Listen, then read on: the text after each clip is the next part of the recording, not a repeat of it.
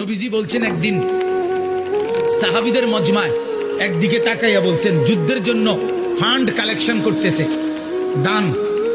আল্লাহ নবী বলেন এদিক থেকে আছো কে? যুদ্ধের জন্য দান করবা। ওসমান বললেন দাঁড়ায়া 100 উট আল্লাহর রাস্তায় দান করলাম। আল্লাহ নবী এদিক দিয়ে হাত বাড়ায় বলছে এদিকে আছো কে?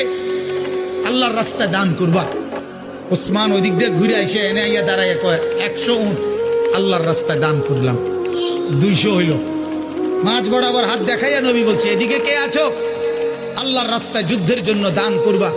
ওসমান এখানে এসে বলছে আল্লাহর রাস্তায় আরো 100 উট আল্লাহর রাস্তায় দান করলাম। 300 হইল। ভাইয়া 6 বার নবীজি বলছে আর কে আর কে আর কে? 6 বারই ওসমান দাঁড়াইয়া দাঁড়াইয়া বলছে 100 100 100 100 100 100 600। কয়শো? 600 উট। এবার আল্লাহর নবী হাসি দিছে আর ওসমান দাঁড়াই আবার বলছে ইয়া রাসূলুল্লাহ 100 ঘোড়াও আল্লাহর রাস্তায় দান করলাম। নবীজি খুশিতে চেহারা মুবারক নূরের চেহারা চিকচিক করছে।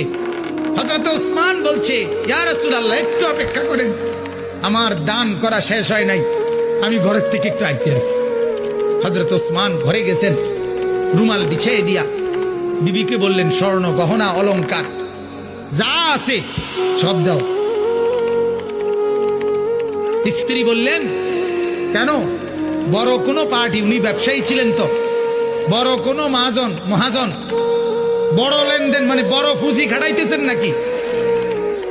হযরত ওসমান বললেন হ্যাঁ বিবি, আজ আরশে আজিমের মালিকের সাথে পুঁজি খাটাইতেছে। আজকের মহাজন সবচেয়ে বড় মহাজন, আজ জান্নাতের বিনিময়ে পুঁজি খাটাচ্ছি বিবি।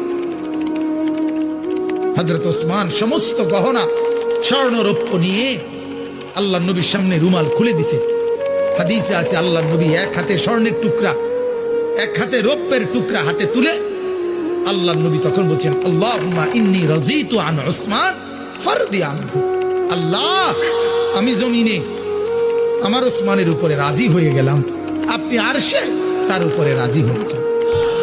আমি জমিনে রাজি, আপনি আরশে রাজি।